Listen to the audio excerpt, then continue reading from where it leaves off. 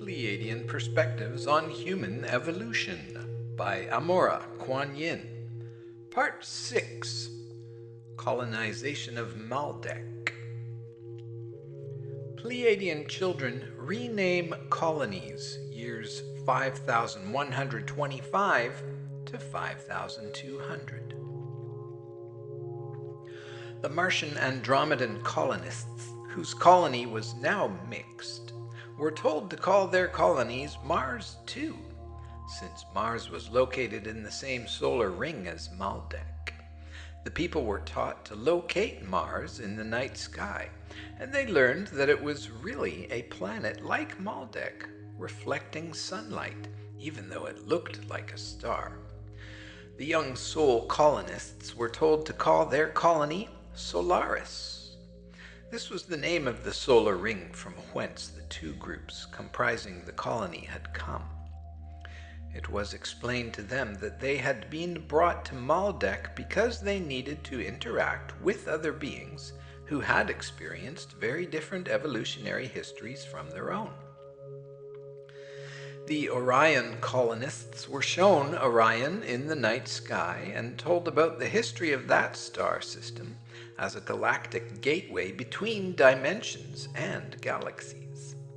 Stories were shared about the power-hungry ones who had come from Lyra and had taken over one of the Orion solar systems in an attempt to control the gateway. This attempt had been only partially successful. The Lyrans had enslaved these beings, tortured them, and eventually destroyed their planet. But divine intervention by the Pleiadians and the hierarchies from the galactic center had set them free. They were told to call their colony Free Orion.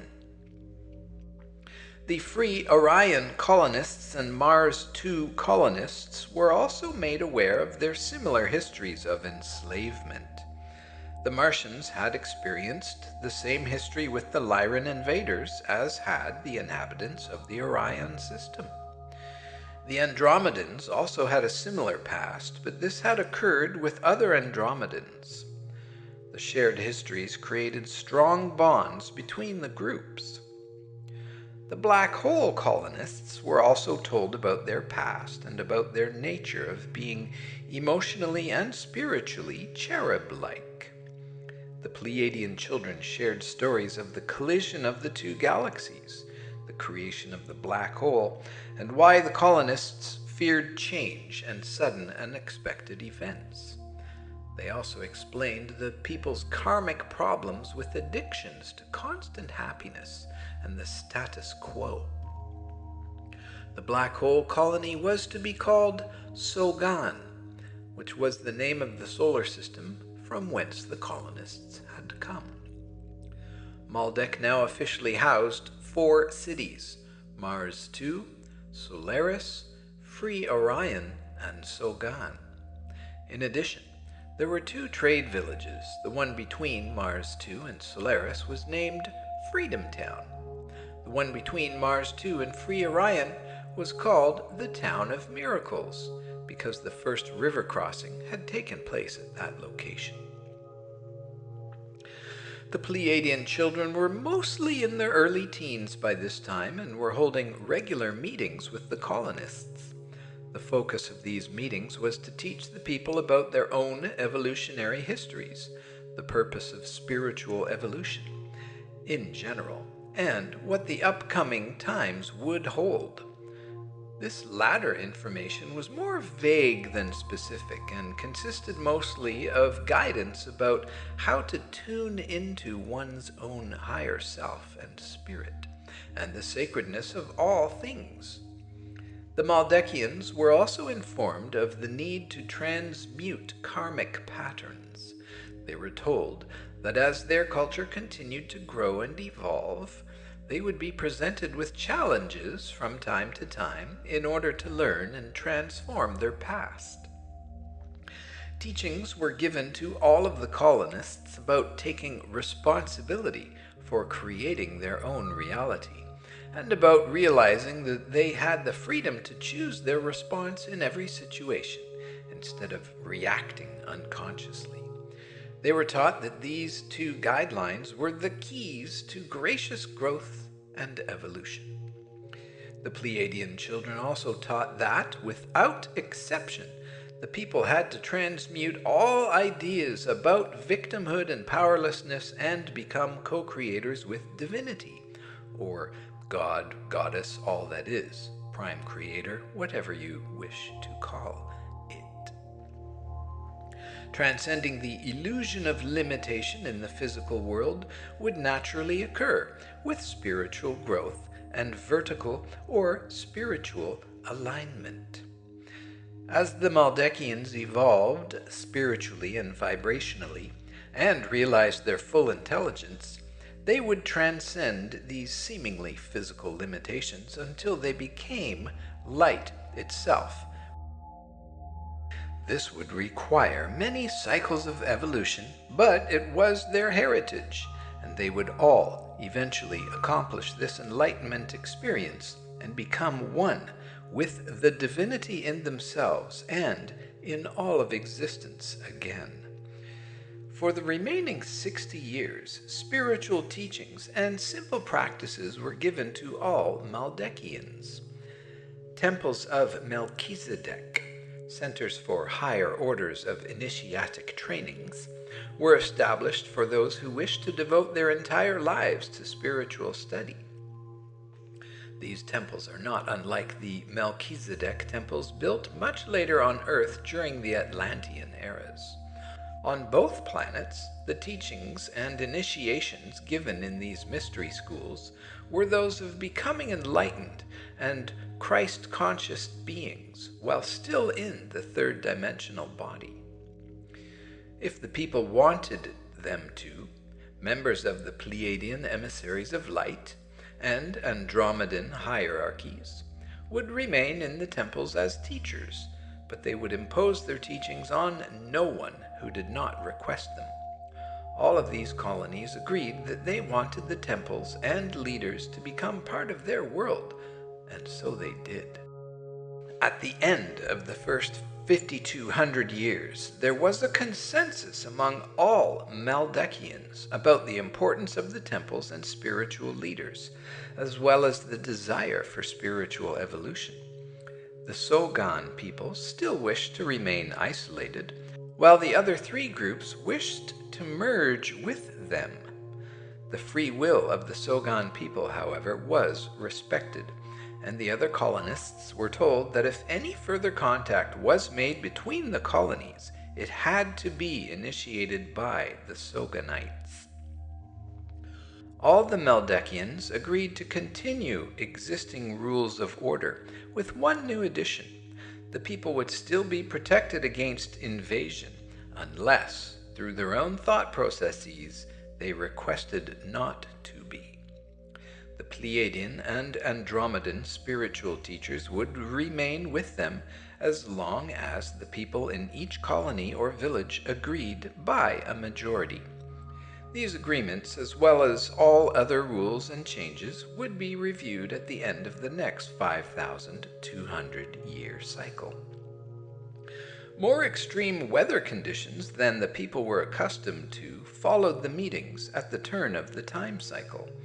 These occurrences are always necessary to accommodate the changes in orbital pattern, solar frequency, and solar encoding, when even the slightest pole shifts are made.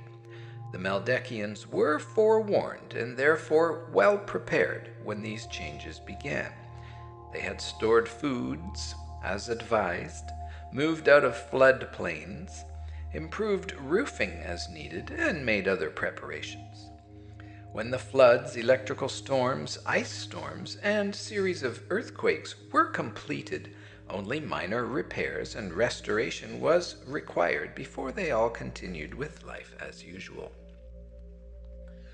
Spiritualization of Maldek, years 5,200 to 10,400.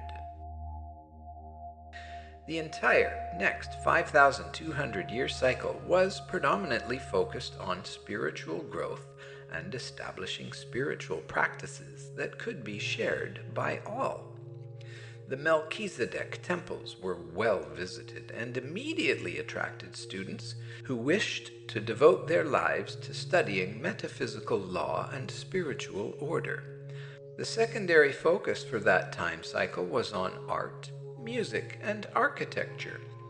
The creative stimulus was strong in the people now, even the Soganites, and inner and outer beauty were important to them.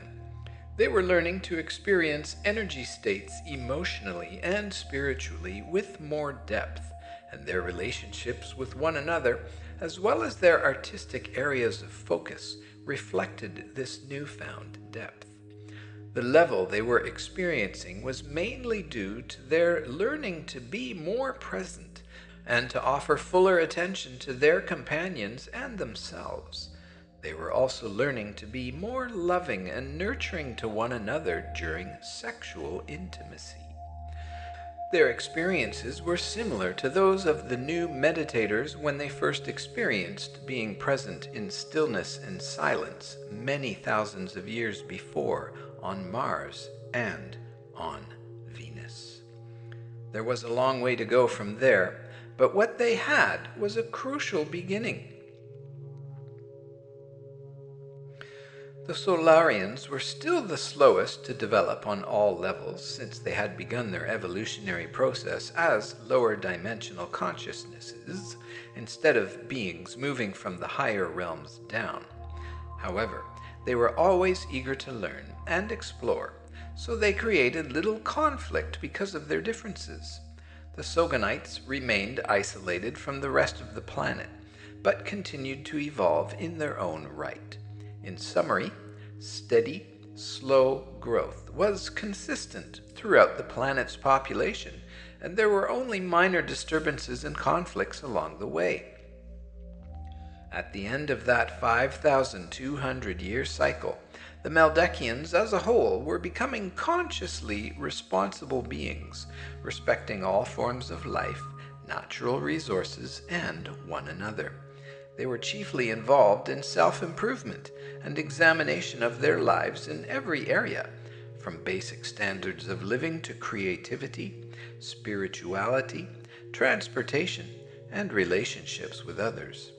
Spirituality was still very ritualistic and experienced by most of them on a practical idea level. But that is the nature of evolving beings who are learning to be spiritual in the first place. Karmic patterns reintroduced in stages, year 10,400 to 10,800.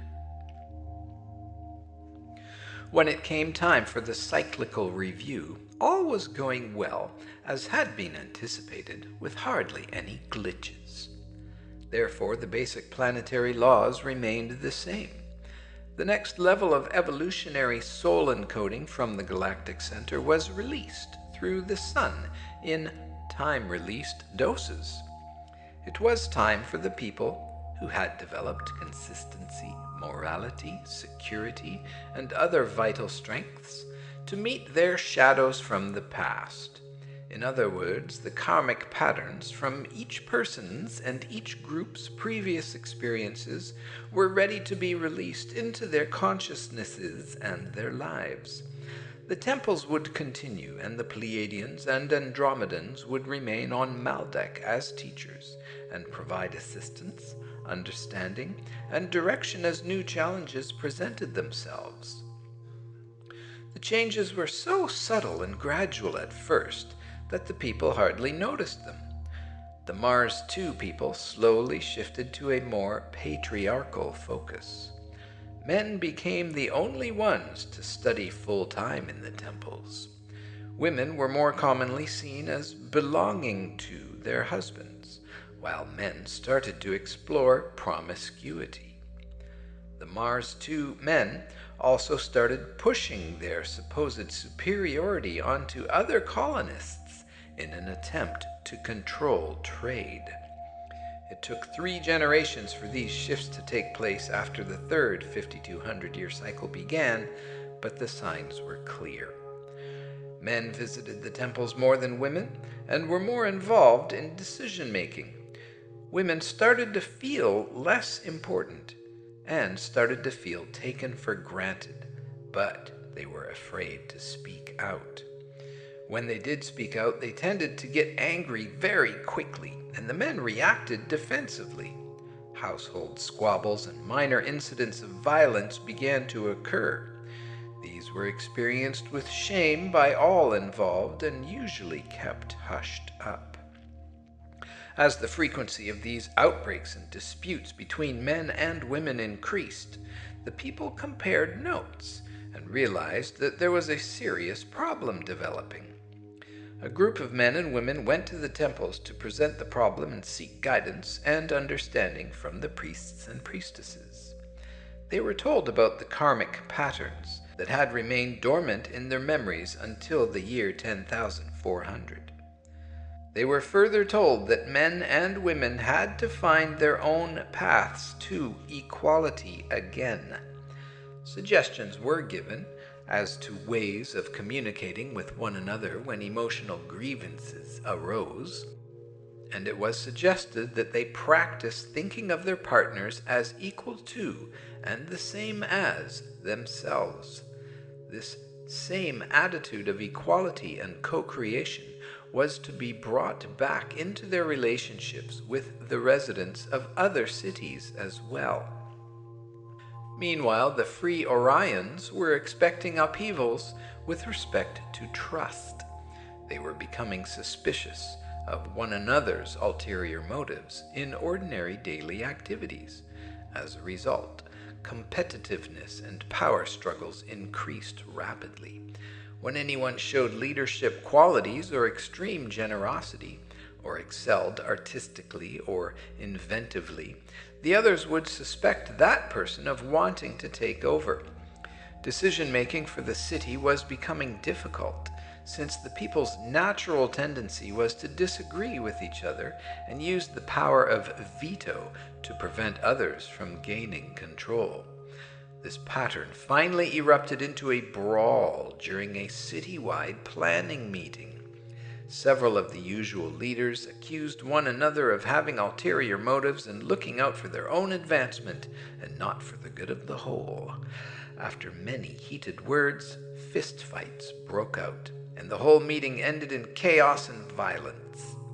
The free Orions' distrust and fear of dominance by others spread to their attitudes and dealings with the other colonies as well, especially with the increasingly pushy Mars 2 people. When the priests and priestesses were consulted, they told the free Orion people that the karmic pattern of victimhood was being activated in their subconscious minds, so they were seeing oppressors in everyone around them. In order to turn the problem around, they all needed to look at their own thoughts and attitudes and learn discernment. Projections of their subconscious fears onto one another had to be stopped and replaced with conscious work on deepening their trust in those who had proven themselves trustworthy. The Solarians, at the same time, were beginning to indulge in feelings of shame and low self-worth. They compared themselves intellectually and artistically to other cities and felt embarrassed about their obvious lacks. Motivation diminished greatly, for they believed their efforts would be futile and never as good as their neighbors, no matter how hard they tried. The Solarians had reached the stage in evolution at which they realized how much there was to learn and experience, but they felt unworthy because they had not already learned it.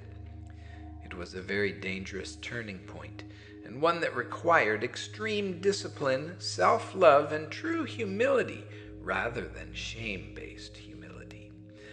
Over several generations, their productivity and general qualities of life suffered. Neglect became apparent in areas such as house cleaning, adequate care of children, and repair to homes and buildings. The lethargy and futility were eating at them from the inside. They believed they had nothing valuable to contribute to life on Maldek, and therefore they did not try. It was natural for them to give up seniority to the other colonies, who had become so in need of dominance. There were a few Solarians who did not succumb to this negative state and remained determined. It was these few who finally went to the temples for help when the problems became rampant and undeniable.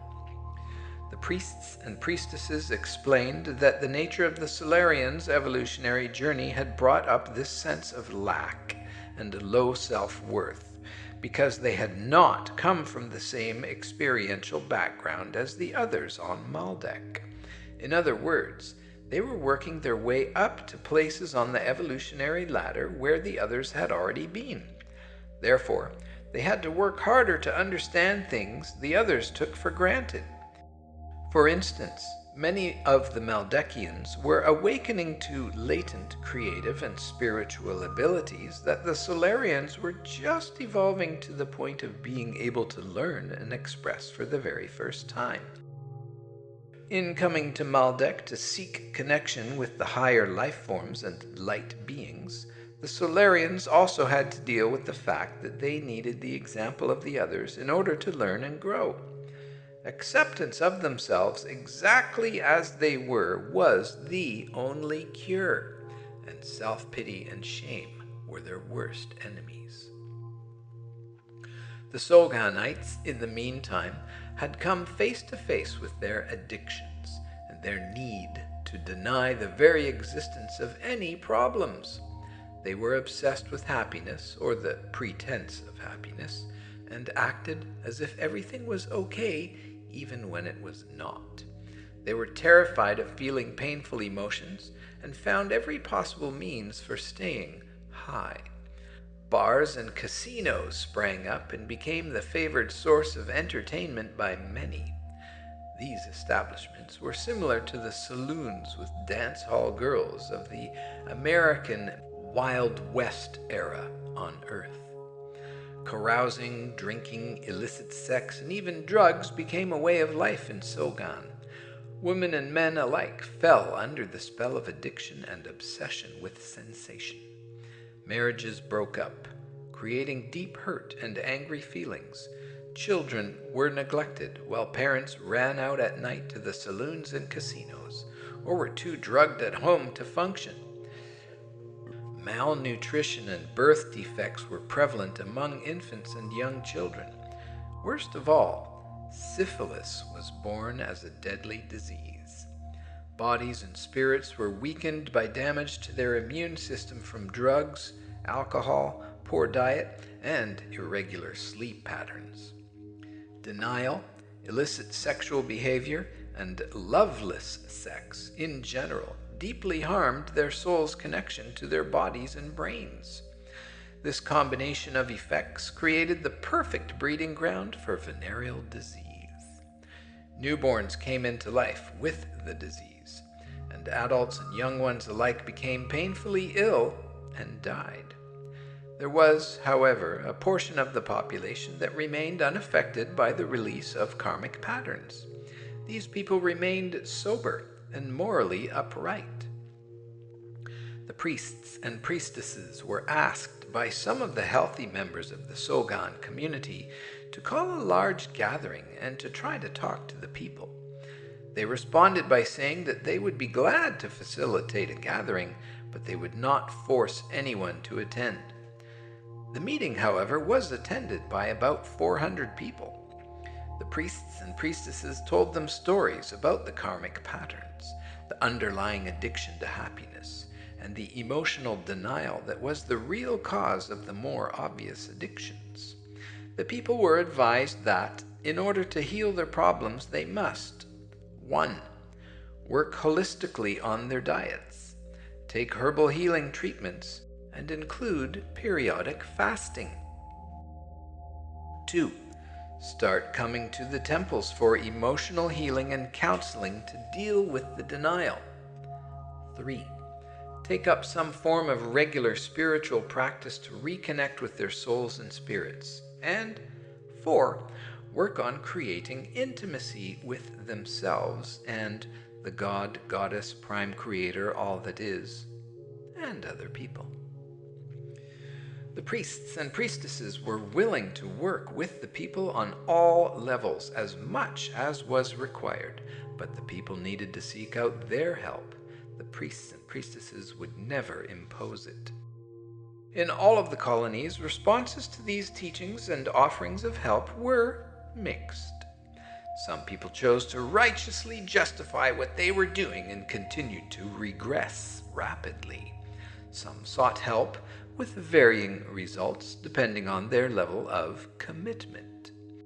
There were those who came to the temples wanting the healers to fix them without putting forth any effort of their own, and the results were obviously negligible.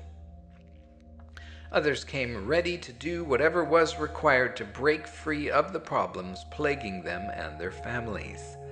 These people began to see results and changes right away, but even they knew that the process would require long-term discipline, determination, and the seeking of help as needed. During this time, trade became strained between the cities. The invention of a steam-powered land vehicle had made trade physically easier and faster. However, there was so much emotional and spiritual confusion and projection onto others that it was difficult for people to maintain civil relationships within individual cities, much less between diverse groups. There were even fights among the traders from the 3 colonies engaged in trade relationships. For the most part, the major impact was a suffering trade business, with trade and travel simply diminishing until they became nearly non-existent. No one quite understood fully what was going on, but within each colony, the people were aware of the karmic patterns and the influences these patterns were having on their lives. Though some people chose to deny or ignore this understanding, every person, without exception, had the opportunity to hear the truth behind his or her actions at least once. How it was handled individually was a matter of free will. The only exception to free will came when violence began to get out of hand. Within all the colonies, for their each various reasons and sources of pain, fighting accelerated.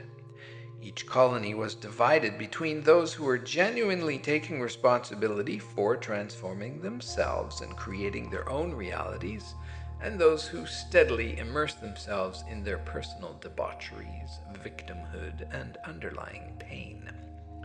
Those who remained spiritually and emotionally irresponsible became more and more out of control. They began to create civil wars with those who were evolving. There were accusations of wrongdoing, ulterior motives, superiority, and general distrust. In some communities, those who were in denial and regression became totally dysfunctional and initiated unprovoked attacks on people on the streets. It became unsafe to be on the streets alone in these areas, and curfews at dark were agreed upon. Imprisonment instituted for violent crimes, year 10,775.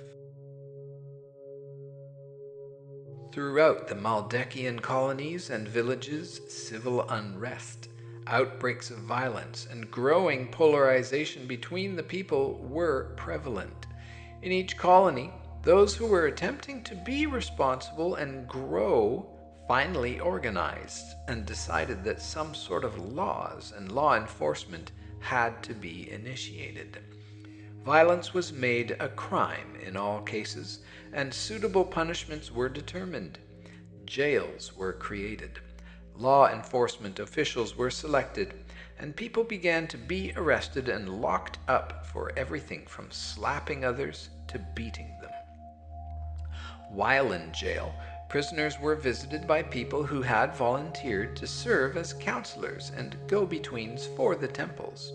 These volunteers attempted to offer understanding, compassion, and non-violent ways of working with the problems haunting the prisoners. Some of the prisoners were affected by their efforts, but most were not. Those who were not affected grew angrier and more hostile all the time, rebelling against discipline, spiritual teachings, and positive influence from others. The people were at a major turning point within each community about how to handle these deeply disturbed troublemakers. It was such a new dilemma that they were at a loss. When they sought help in the temples, advice and understanding were given, but the priests and priestesses could not tell them what to do without usurping their learning and growth. The next stage of evolution came with the idea of capital punishment for repeatedly violent offenders. At first, most of the people were in shock at the very idea of anything so horrendous, and they dismissed the option completely. To kill someone for being violent was to become that which you wished to eliminate, many argued. Others argued in favor of capital punishment, saying that the violent ones were usurping their fundamental rights to feel safe and to live by free will, and therefore could no longer be allowed to live on Maldek. Debates went on, back and forth. There was a stalemate for several years while temporary incarceration for violent criminals continued. In the meantime, it was agreed that those who were brought in for a third offense could be held indefinitely, or until the criminals chose to change. The criminals grievously protested, calling this a violation of their free will, but their appeal met with little serious consideration. When a child in the Sogan colony was brutally beaten to death after being raped repeatedly by a drunken father, capital punishment was administered for the first time.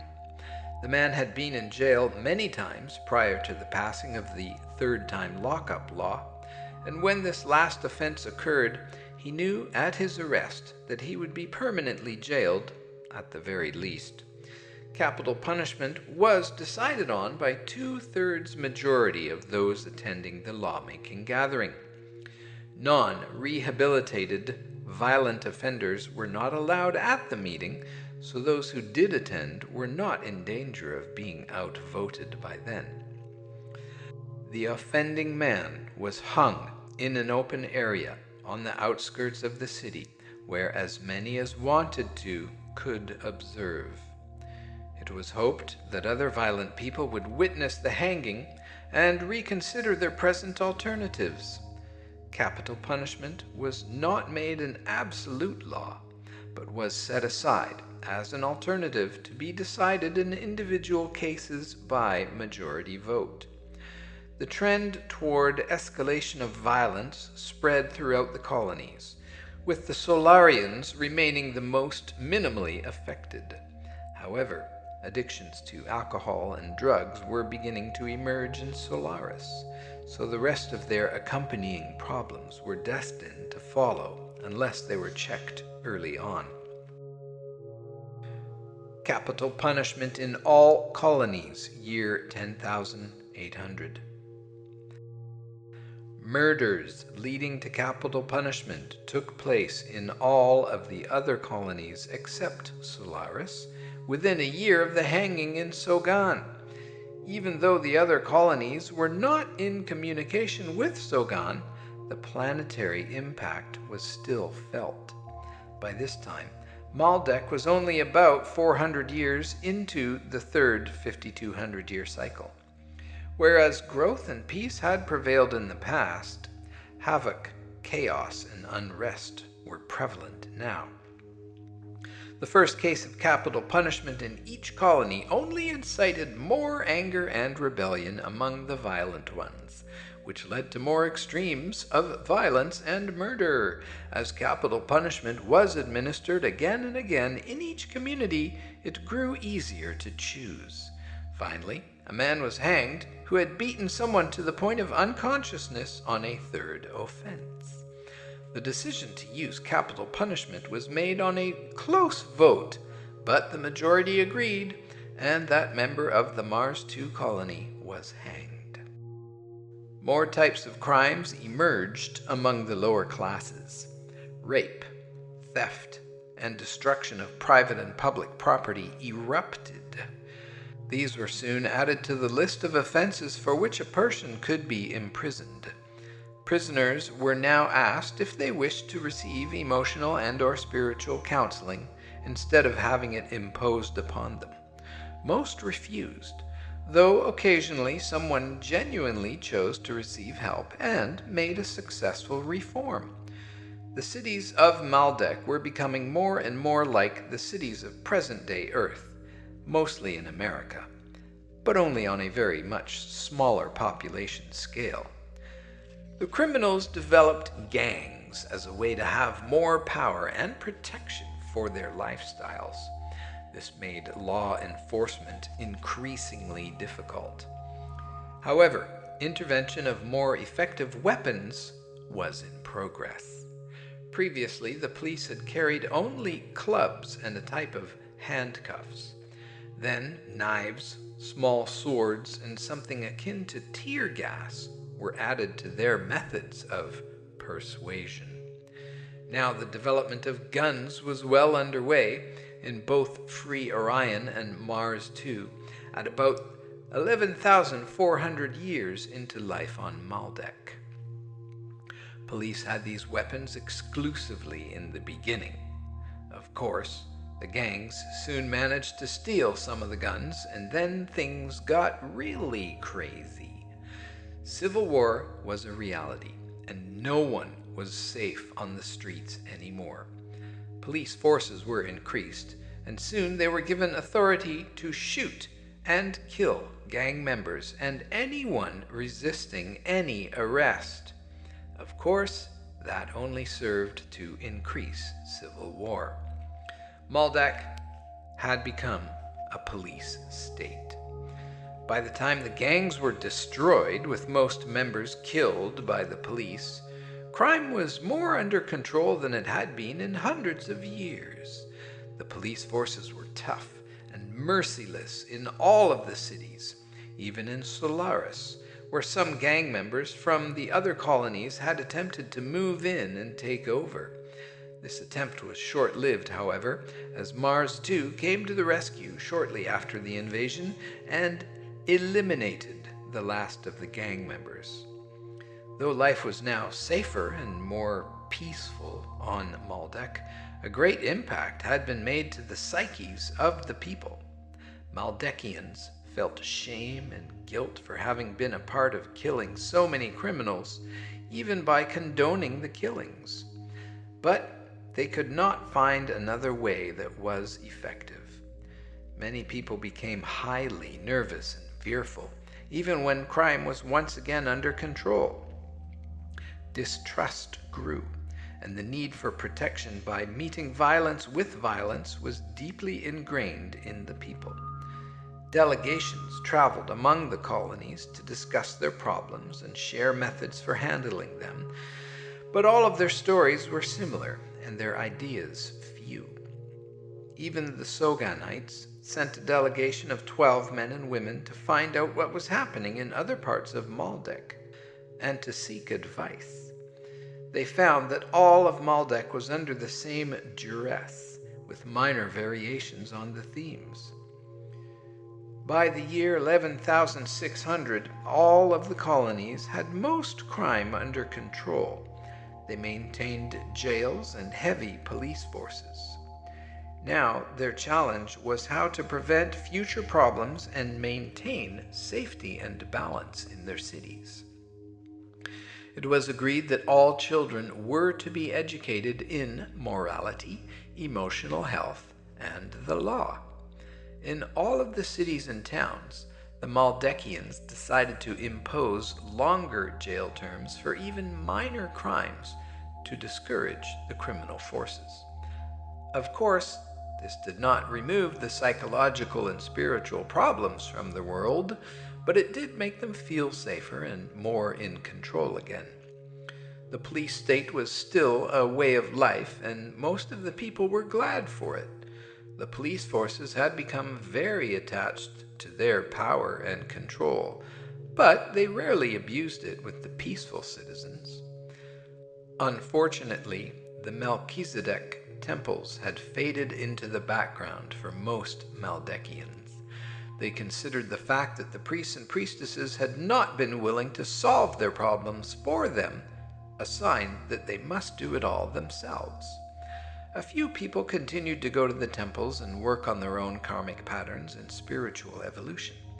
And there were always those who entered the temples while still very young, choosing to make spiritual growth and study their whole life focus.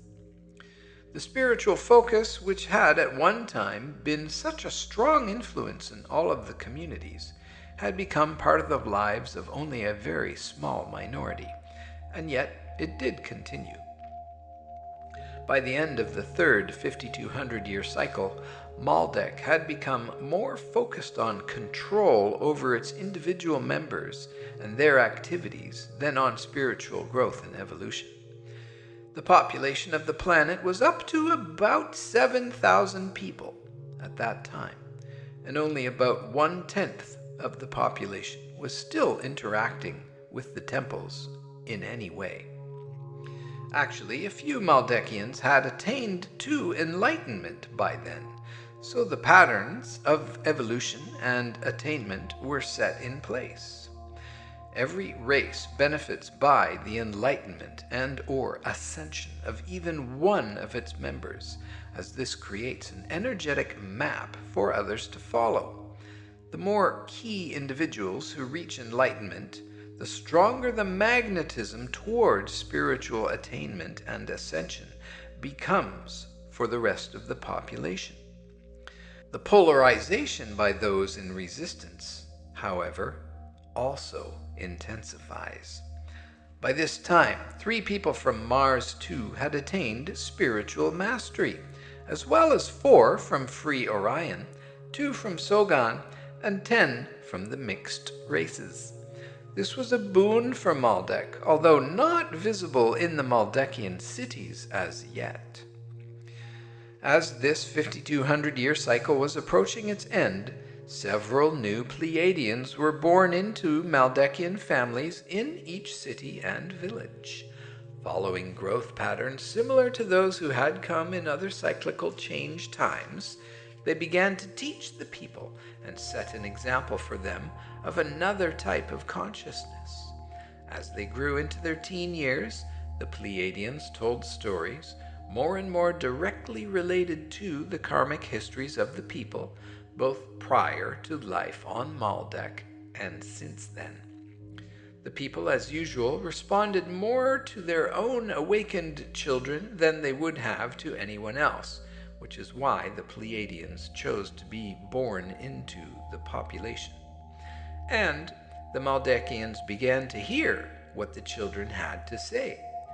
They were not blamed for anything that had happened there, but were simply re-taught about the universal laws of co-creation, free will, evolutionary purpose, right action, and karma.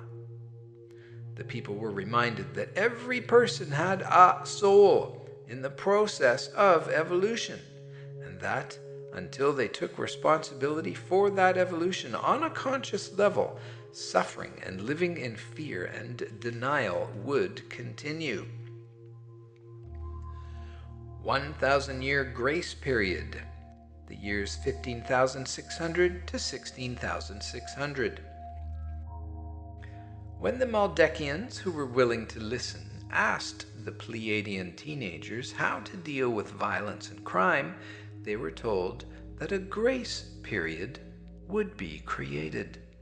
During that time, anyone attempting to harm another or take away a person's free will would experience the instant karma effect of having the intended harm turn back on the sender.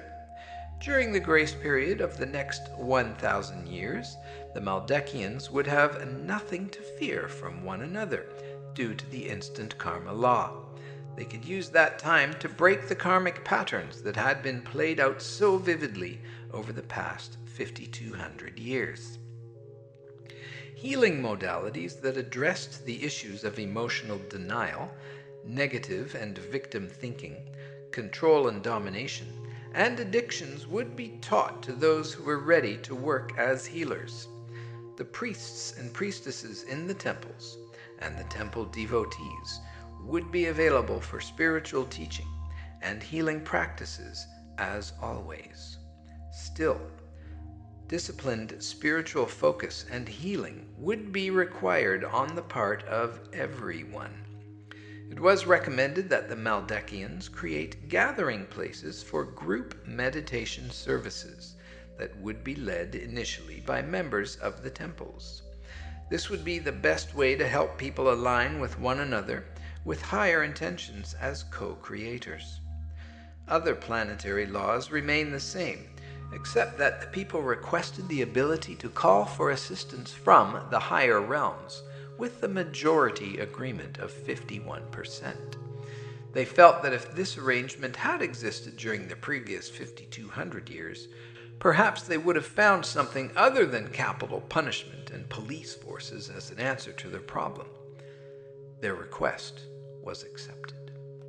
With amazingly little resistance, the police forces were disbanded and the jails torn down or converted into other types of structures. A ritual ceremony of forgiveness, release of the past, and commitment to co-creating a new kind of win-win future was held in each city.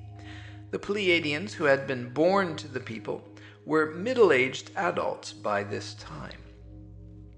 Along with the priests and priestesses from the temples and a delegation of Pleiadian archangels who had arrived on light ships, the Pleiadians conducted the ceremonies.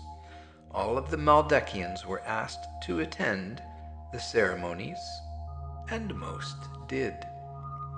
A few who were still self-righteously holding on to the old ways refused to participate and were left to their own choices. The ceremonies took place for 1 full week. At the end of this time, the Pleiadians who had been born to the Maldekians made a group ascension in each community, setting an energetic example of spiritual completion and transcendence. The light ships placed new Pleiadian archangelic delegates in each temple and then left Maldek.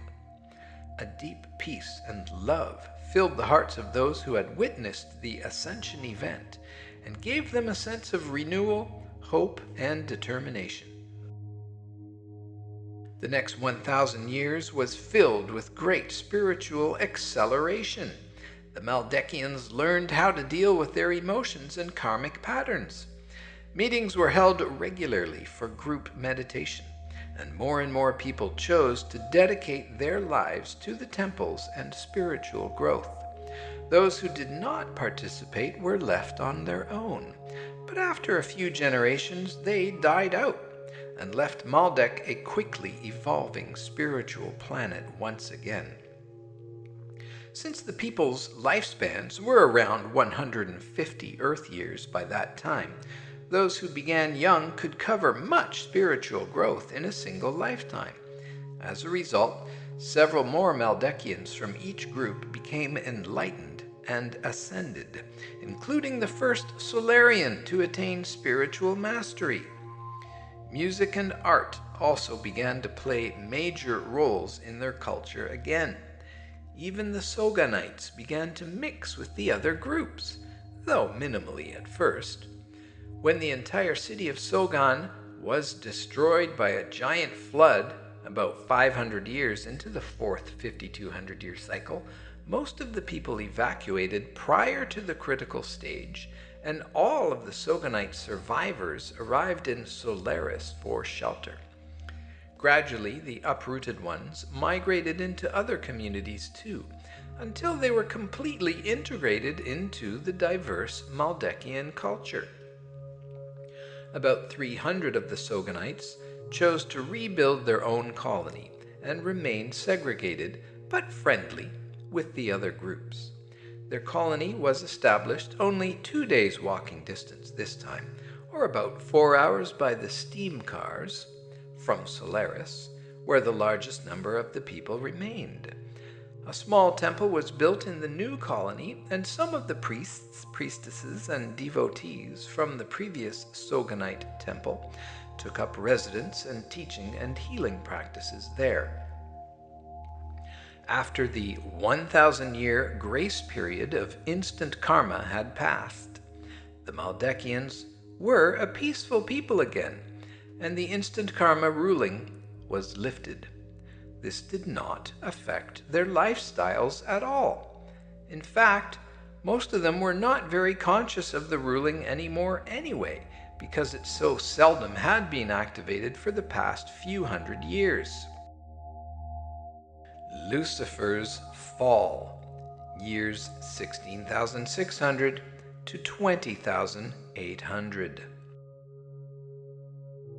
Meanwhile, in the higher dimensional realms, during the whole history of Maldek colonization, Lucifer's role as Supreme Being had been mostly to maintain and transmit the encodings and instructions from Galactic Center to the appropriate devas, angels, guides, guardians, and keepers of the magnetic and energetic grids and poles.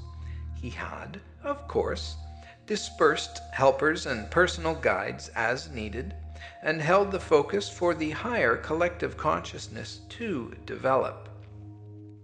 Now that Maldekians were developing a stronger higher collective consciousness, Lucifer's role was changing. The group evolutionary patterns were now being held by the Maldekians' own higher collective consciousness, as well as those Maldekians who had become enlightened and chosen to serve in the higher realms of that planet. Therefore, Lucifer was now more of a spiritual administrator, so to speak. Though Lucifer had witnessed the evolution of species prior to his experience with Maldek, this was the first time he had served as Supreme Being from the get-go. Blending with the consciousnesses of the entire planet and its population while maintaining his own autonomy had been an incredible learning experience for him. What he did not realize, however, was that he had also been imprinted with the lower vibrational patterns of Maldek's collective consciousness. The pattern that was affecting Lucifer's own developing subconscious most, which he was unaware that he even had, was the distrust of divinity. Other patterns of violence, victimhood, addiction, shame, low self-worth, and general distrust had also made lesser imprints on his subconscious, but he was aware of those. However, until his role of holding the higher collective consciousness was lessened by the evolutionary growth of the Maldekians, he did not know he had been impacted at all. As Lucifer gradually separated from the group mind of the higher collective consciousness and began to commune with that consciousness instead of experiencing it directly, he felt waves of restlessness and apprehension move through his beingness. He dismissed these experiences as being merely aftermaths, rippling forth from the change in his connection to the Maldekians. These waves, however, continued in infrequent but regular patterns, and were a direct feedback from his subconscious, which we would call shadow side. Believing himself to be beyond temptation and error on all levels, Lucifer continued to dismiss these sensations and thought patterns until they began to come up more regularly. The more he ignored and denied their validity, the stronger they grew. He soon found himself feeling a need for more control over the evolution of the people, and a vague distrust in their ability to evolve without that control. The subconscious impressions were weaving their way into Lucifer's consciousness more and more, and since he believed that all of his thoughts and feelings were responses to truth, he began to give validity to the urges. As his own consciousness grew cloudier, the weather of Maldek responded accordingly. Rain and overcast skies, as well as lightning and thunderstorms, began to increase in frequency. Lucifer did not realize that his self-absorption in control thoughts and distrust of the people were clouding his perceptions and literally creating a fog in the filtering system of the solar encodings. When the weather and climate-controlled devas asked Lucifer why the solar encodings seemed less accessible, and at times very vague, he thought they were trying to excuse lapses in their own responsibilities and awareness. He did not stop to realize that there would be no logical reason for such an action. He had simply come to have a certain amount of distrust in others, and it was spreading to the devas and guides. He asked one group of devas to observe another group as a backup system, but the new backup devas could find nothing wrong with what the others were doing. So, Lucifer began a full-scale search among the devas, angels, guides, and other higher dimensional servants for the problem. It never occurred to him that he could possibly be the cause of the breach. He never questioned his own effectiveness, even until the very end. On Maldek, the people were experiencing erratic energy and emotional patterns that seemed to parallel the changes in weather. Their moods swung drastically and grew darker and darker. They became short-tempered and restless during thunderstorms. Their minds felt foggy after days of cloudy skies and fog. When the sun came out again, they were relieved but wary about feeling so out of control. They felt a need to be in control of their own emotions and bodies, but did not believe they could be. Lucifer's lack of belief in their ability to evolve on their own was affecting them subconsciously and beginning to change their overall sense of self-confidence. The people tried harder to maintain self-control and went to the temples as often as possible. They sensed the need for more help.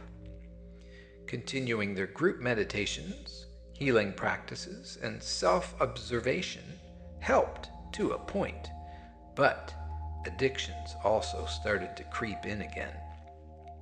As a result of their mounting underlying fear of not being capable of spiritual evolution, they reached out for stimuli that could calm them and make them feel more relaxed and confident again. As Lucifer then observed the people, he grew to believe more and more that they needed to be controlled. He lost confidence in the ability of the solar encodings and the crown chakra, time-released evolutionary stimuli, to bring about any positive results. He felt that the energies being generated from the center of the planet were too subtle to make a difference. He lost confidence in the personal guide's abilities to have any impact on the people at all, and came to believe that none of the higher dimensional guides and servers of humanity genuinely cared about the people or even thought about their welfare.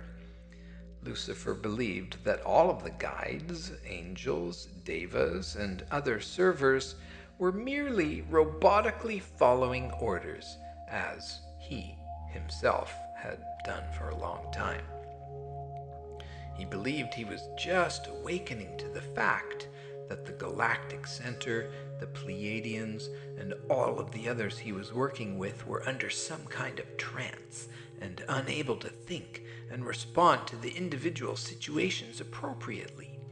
He truly believed that he was the only one who was capable of appropriate response and decision-making. By this point in Lucifer's descension into the subconscious shadow ego imprinting, he had lost almost all touch with divine truth and the purity of light. He had fallen into a delusionary state and believed that there was some giant plot on the part of God to keep everyone asleep and under God's thumb. Lucifer thought that he had to become more powerful than God and the forces of light in order to wake up and take control over the evolution of the Maldekians, and then perhaps over all of existence. Someone had to defy God and prove that God was holding us all back and keeping us under his control in order to prevent us from knowing that we were as powerful as God. This was how Lucifer's thoughts were running by the end of that 5,200-year cycle. Furthermore, he believed that he had to keep his ideas to himself because everyone else was so under God's hypnotic spell.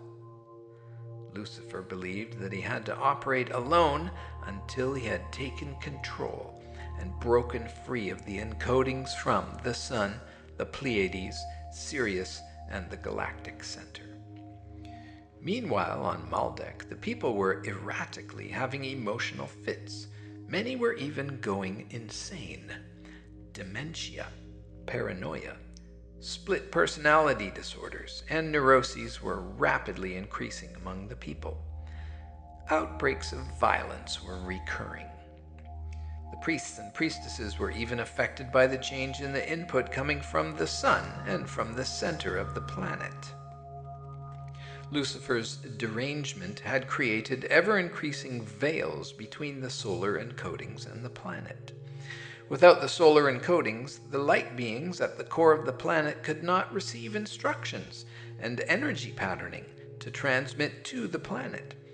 And so they were just sort of winging it, so to speak. At first, when the encodings and patterning were disturbed and erratic, the light beings continued to transmit whatever they received, but as the transmissions became more and more irregular and even chaotic, a decision was made to override the imbalanced input and return to the most common patterns of transmission. The light beings sent telepathic waves to Lucifer for direction. All they received in return was strangely garbled signals that were undecipherable. The light beings knew something was amiss, but they had no idea what the cause was or what to do about it. On Maldek, power struggles were taking place everywhere, even in the temples. The priests and priestesses were reacting to the pollution of the higher dimensions by fighting among themselves. Arguments broke out over the appropriateness of healing practices and over which rituals were required for which purpose. The priests and priestesses withheld information from the devotees and one another, thinking it was for the other's own good. Each thought that only he or she was still in touch with higher powers. Gambling, drinking, drugs, violence, and loveless sex were becoming very common again, and with each sign of regression by the people of Maldek, Lucifer became more confident that his conclusions and decisions about taking control were correct. The people of Maldek had lost touch with any kind of sane reality and were wildly attempting to find comfort through numbing out or seeking extremes of sensation. Suicide began to occur frequently among the people of every city.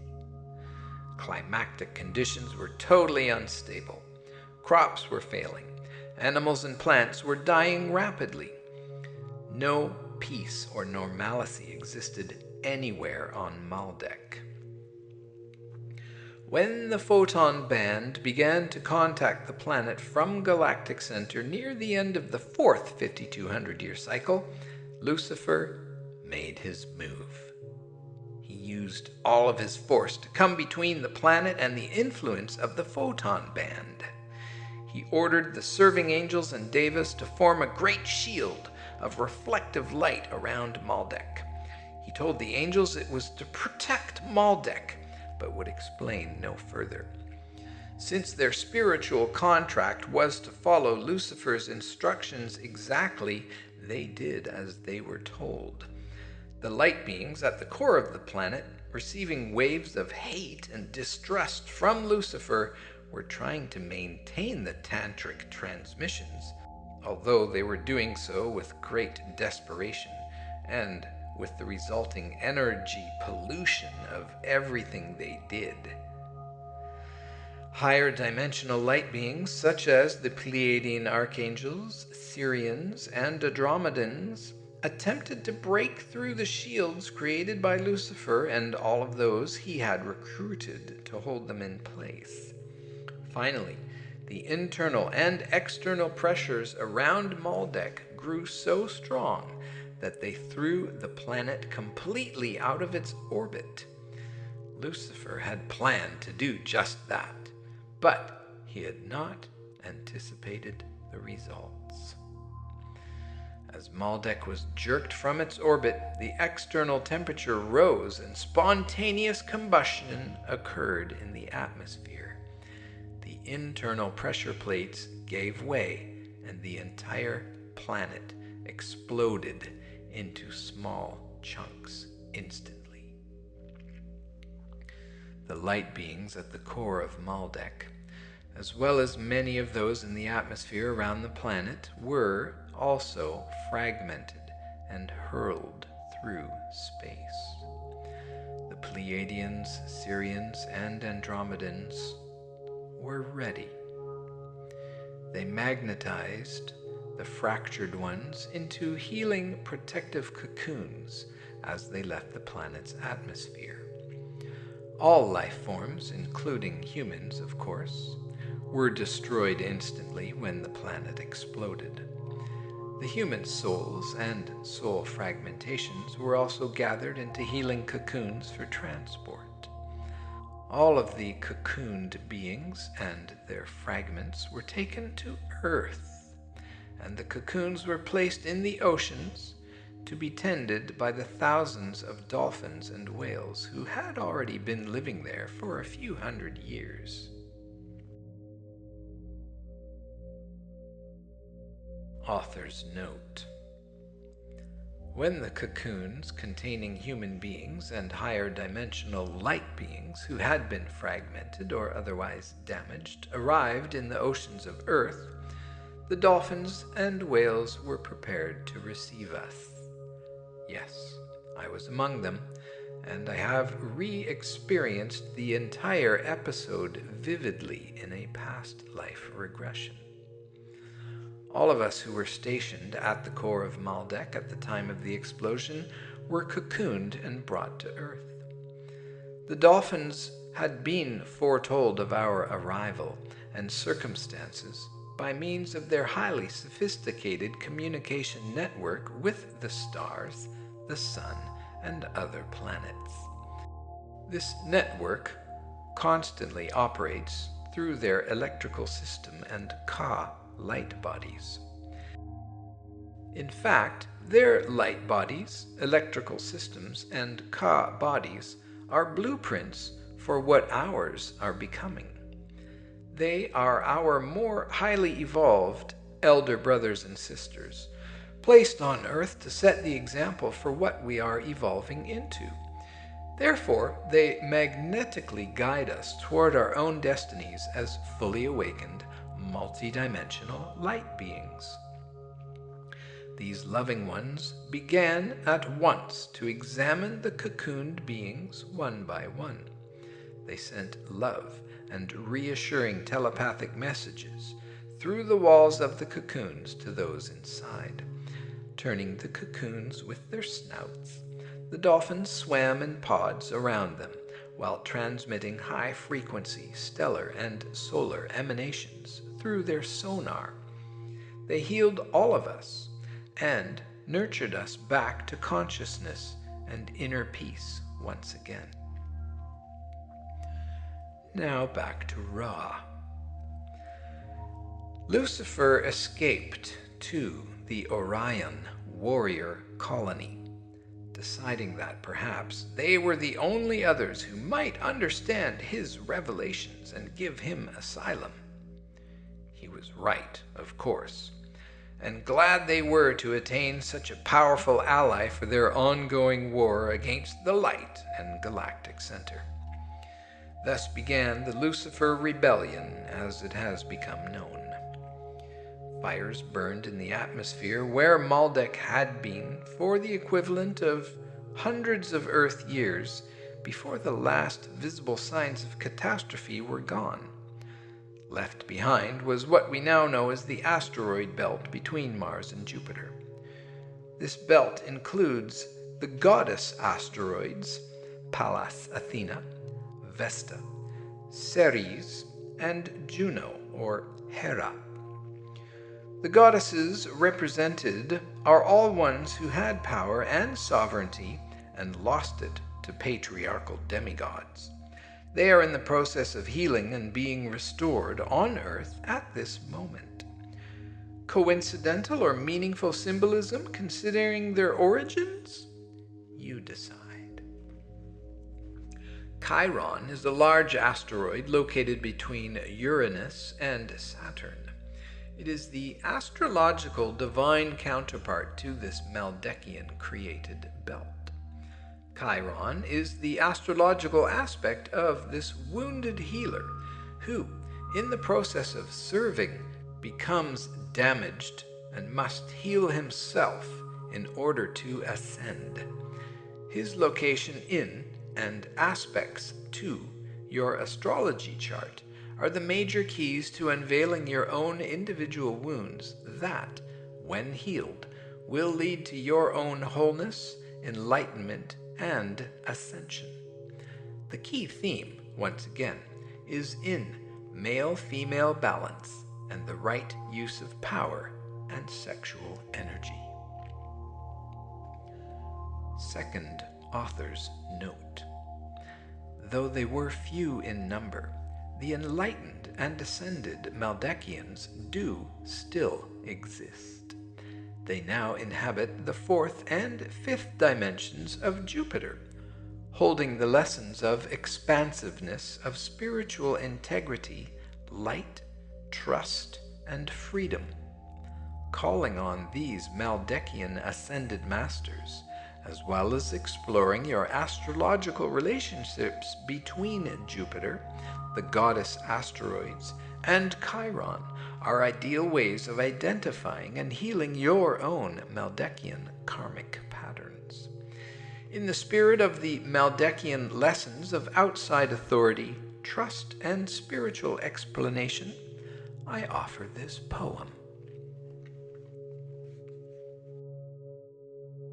Anticlimax. It's time now. A voice from behind gently pulls at me, pulling me back to the here and now, to that moment where everything begins and ends all at the same time. A firm yet soft touch on my shoulder echoes without words, "It's time now." Responding with only a turn of my head, I acknowledge her. I see in her eyes the message once more. My eyes reach out and say, "Just a little longer." Her smile replies, compassionately, "It's time now. Come," says she. And I turn to look behind me one last time, as her hand upon my shoulder presses ever so slightly, adding emphasis to her beckoning, her invitation. "Come" is repeated by her touch and nod, a little bowing of her head. With one deep breath I turn to face her, and away we step together again, spirit woman and I, hand in hand.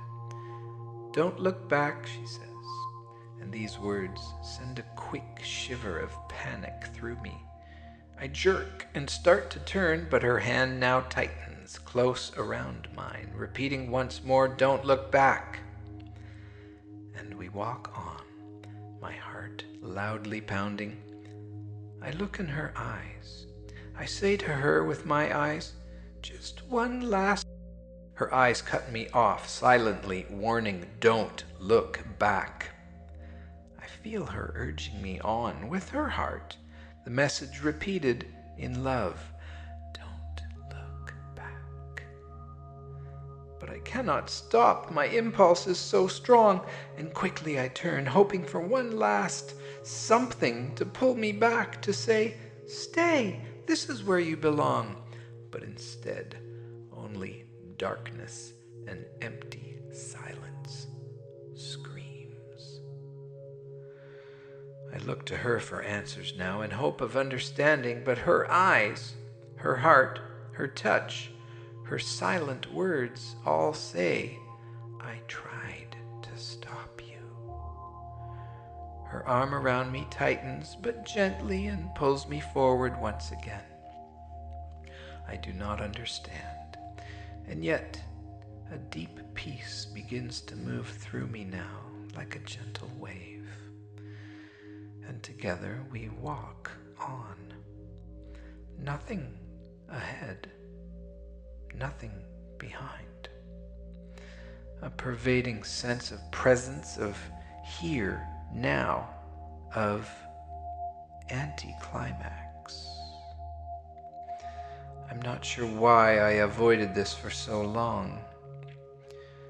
Time passages lose their power in the here and now. Whether we walked for minutes or hours or days or centuries, I cannot tell. We've never stopped. And in the silence and peace of movement, days or lifetimes could pass in a single step. I know I've learned something that gives me a sense of strength, faith, patience, trust, for those are real. Omnipresences, as natural to me as taking a breath, of feeling the wind in my hair, or splashing cold water in my own face from a clear stream. The two of us move silently, reverently onward, a living, walking Namaste to all that has been, to all that is, and all that shall be, and to each other, and with each step a little more of the burden of meaning with which I have laden everything and everyone in my past drops away.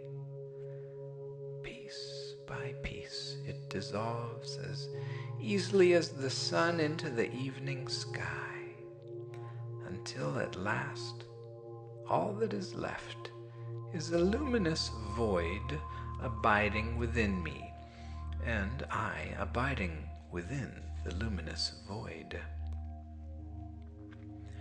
It's time now. Her words take on a new meaning, but I still do not understand. As the luminous void inside and around me grows, she squeezes my hand and then lets it go.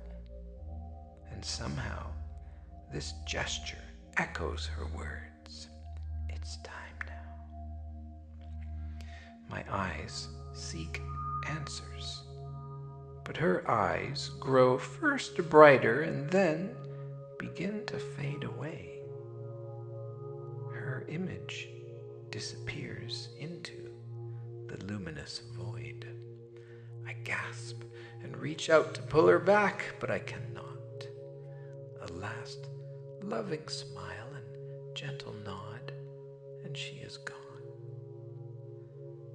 Sounds of silence roar forgotten memories. Winds of time blow through my core. I am alone, on a path to and from nowhere, so suddenly like a falling star that soars through a darkening sky to who knows where. Behind me, darkness. Ahead, soft haze. And here and now, the luminous void. Something inside me settles somehow. A wave of peace and acceptance spreads through me, though I do not know why. I begin to walk on, nothing ahead, nothing behind. Just pervading sense of presence, my own, the sacred presence that I am. Of here, now, of anticlimax. I'm not sure why I avoided this for so long. Alone I walked on, minutes or hours or days, I cannot tell, but I've never stopped. And once again in the silence and peace of my own movement, one step at a time, I learn something. I become more. And strength and faith and patience and trust deepen. Omnipresence is as real and natural to me as all of existence. Walking on in silence and in reverence, I am a single, walking, living Namaste to all that has been, and all that is, and all that shall be, and to myself. And with each step, the burden of meaning I gave to her, to us, to everything, slips away, dissolving with ease as softly as a sigh, until at last all that remains is only a luminous void abiding within me as I abide within the luminous void. And only then, from deep inside, I hear a distant, familiar voice. It's time now. I hear this time, resistance gone. And with an inner glow I softly reply, yes. And closing my eyes, I hear her voice, just a few steps more, and ahead there is a bridge, an arched bridge. You cannot see to the other side until you stand at the crest in the center. Walk slowly, and at the crest you will see a light in the distance. Follow it, and it will lead you home. In silence I softly reply, yes. Deep inside what I am, I feel a warm breeze, comforting, caressing, filling me with all the love I've ever known in a single moment between time. And just as I open my eyes to step forward, I see endless horizons with endless bridges, one after another. And with a quiet laugh and willing heart, I step forward to the first bridge, knowing I will cross them all eventually without question. I am not sure why I avoided this for so long.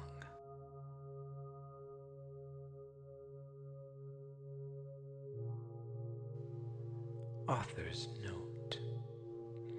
Just as I hit save on my computer after inserting the poem at the end of this chapter, I felt eyes staring at me and looked up with a start.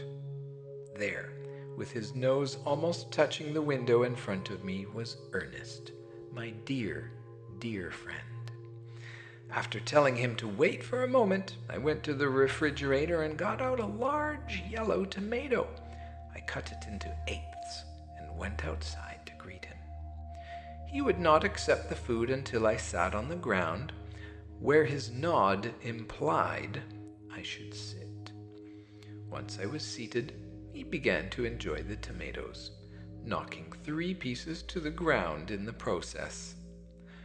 When Ernest had finished the tomatoes in my hands, he nuzzled the ones on the ground and made light, snorting sounds. The juicy fruit pieces were covered with small pebbles and dirt. While sending him pictures of what I intended, I asked him if he would like me to clean off the tomato pieces for him. I sensed his acquiescence as he moved his head aside a little to allow me access to the fruit. I picked up the pieces one at a time, wiping them clean with my fingers while he patiently waited, then accepted each offering as it was free of debris. As I reached for the last one, he lowered his head and my hand and brushed across. Boop! He lowered his head and my hand brushed across his velvety antlers. He twitched slightly and then looked deeply into my eyes. As I still held the last piece of tomato in my hand, I felt an opening in the deer in response. I lifted my hand and slowly stroked from his chin down his neck and to his chest.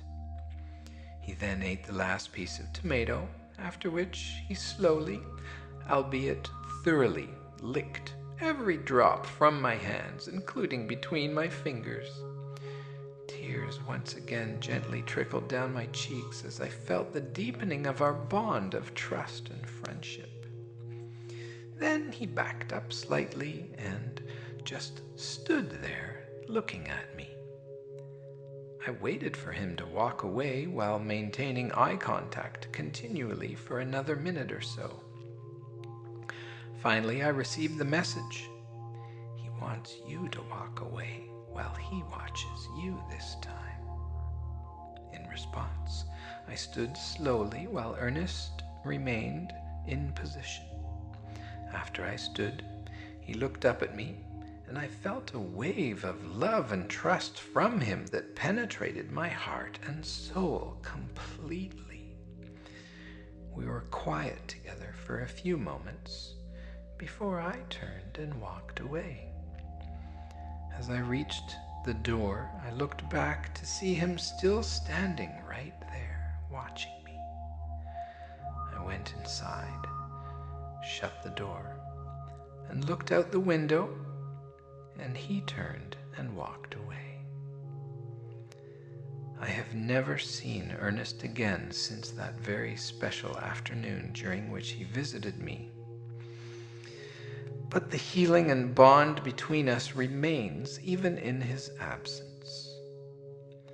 This last experience with my dear, dear friend was another confirmation to me of the importance in the messages about healing trust among humans, between humans and animals, and in humans toward higher dimensional light beings. For example, Lucifer. In other words, unity within diversity, unconditional love, and unconditional forgiveness is the path